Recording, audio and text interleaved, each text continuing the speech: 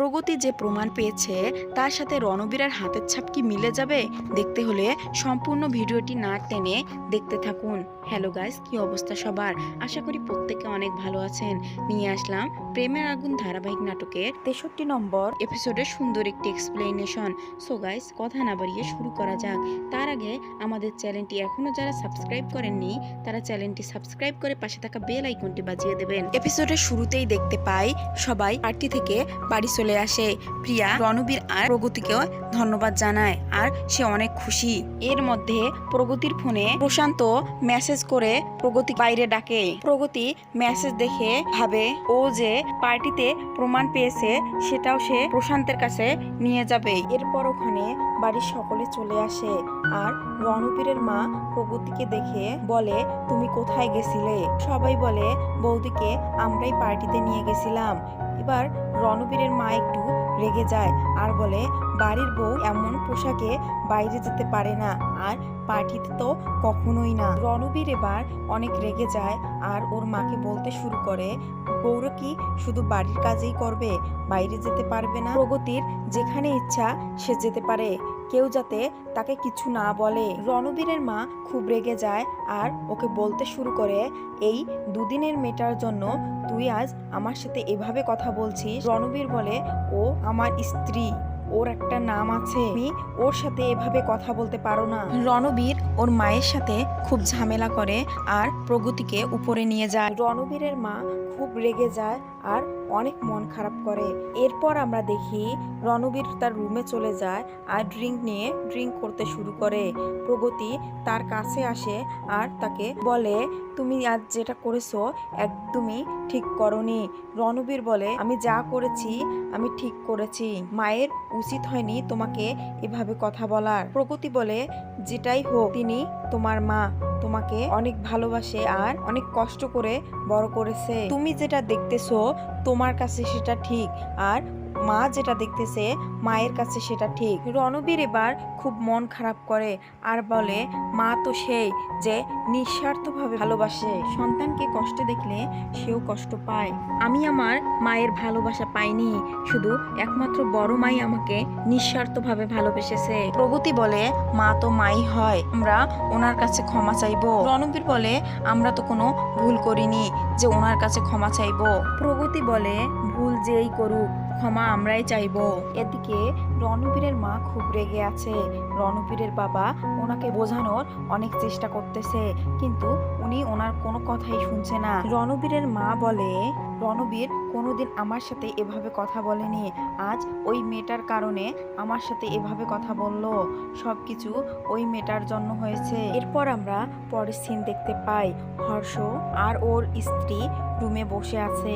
হর্ষের স্ত্রী বলতেছে, তুমি ওখানে থাকা সত্ত্বেও রণবীর মায়ের সাথে এভাবে কথা বলে ভাবে? হর্ষ বলে, রণবীর ছোট থেকেই হোস্টেলে বড় হয়েছে, ওর মনে অনেক কষ্ট, এতদিন ও কাউকে কিছু বলেনি, কিন্তু আজকে সবাইকে সব কথা বলে দিল।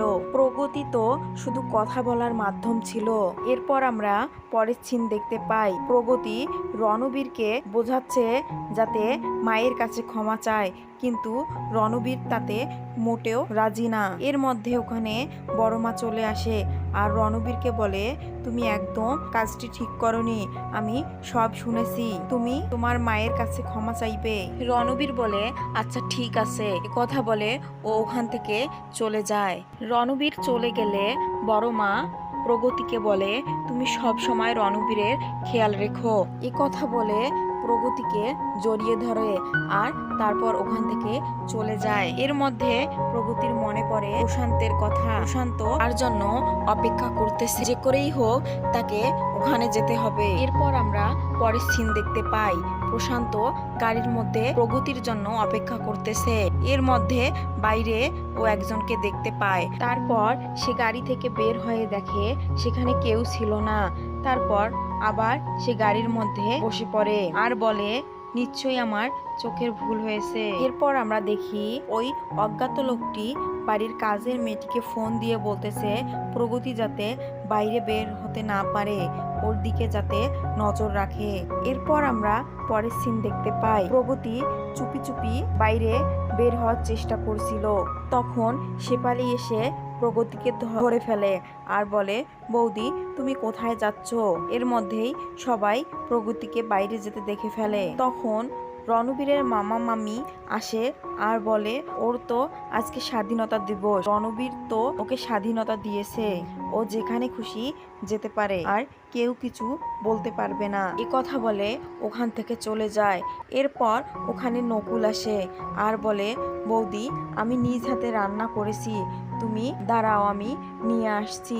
প্রগতি বলে, এখন না, আমি পরে খাবো। নকুল বলে, না এক্ষুনি। এরপর আমরা পরের সিন দেখতে পাই, রণবীর রুমে ভিডিও গেমস খেলছিল আর ওখানে হর্ষ চলে আসে আর তার সাথে গেম খেলতে শুরু করে আর ওরা আগের কথা বলতে থাকে। হর্ষ রণবীরকে বোঝাতে থাকে আগের সবকিছু ভুলে গিয়ে নতুন করে জীবন শুরু কর। এদিকে প্রশান্ত তখনও প্রগতির জন্য গাড়িতে অপেক্ষা করছিল আর প্রগতি তো তখনও বাড়ির ভিতরেই আছে।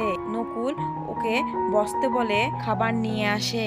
এরপর ওখানে প্রিয়া চলে আসে। নকুল ওদের সবাইকে খাবার দিবেই তখনই ওখানে রণবীর চলে আসে আর বলে, আমাকে ছাড়াই সবাই খাবার খেতে শুরু করেছে।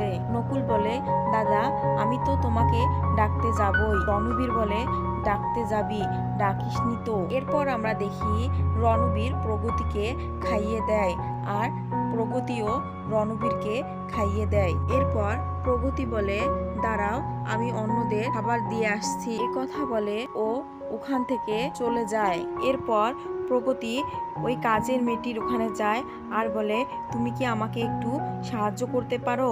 তুমি কি প্রশান্তকে চিনো? মেয়েটি ইশারায় বলে, হ্যাঁ। প্রগতি বলে, আমি তোমাকে একটা জিনিস দিতেছি, তুমি প্রশান্তকে গিয়ে দিয়ে আসবে। প্রগতি ব্যাগ খুলে দেখে পার্টিতে সে যে প্রমাণটি পেয়েছিল সেটা আর ওখানে নেই। সো গাইস, কেমন লাগলো 63 নম্বর এপিসোডের এক্সপ্লেনেশন? পরবর্তী এপিসোডের এক্সপ্লেনেশন দেখতে আমাদের চ্যানেলটি সাবস্ক্রাইব করে পাশে থাকা বেল আইকনটি বাজিয়ে দেবেন। ধন্যবাদ।